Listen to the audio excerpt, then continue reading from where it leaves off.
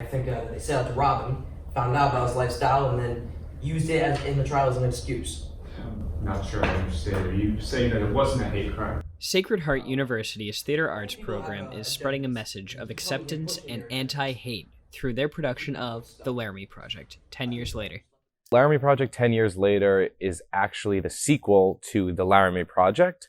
And The Laramie Project is telling the story of Matthew Shepard, who was a gay boy who was murdered in 1998 in Laramie, Wyoming. And the Tectonic Theater Project, a bunch of people from the theater company decided that they wanted to travel to Laramie in 1998 and interview a bunch of people in the town and kind of tell the story, but through first-person interactions in the town. Sacred Heart University Performing Arts has a special connection to the town of Laramie. Teresa Loafman, the choir assistant seen here in this video as a little girl, grew up in Laramie, Wyoming.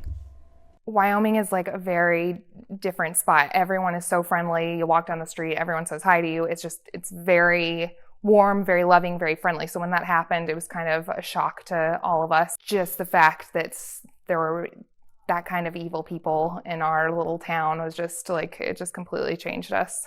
And it brought a bunch of attention to us that was very unfortunate. I mean, everyone knows Laramie, Wyoming now because of that. And it's kind of sad because we're a lot more than that.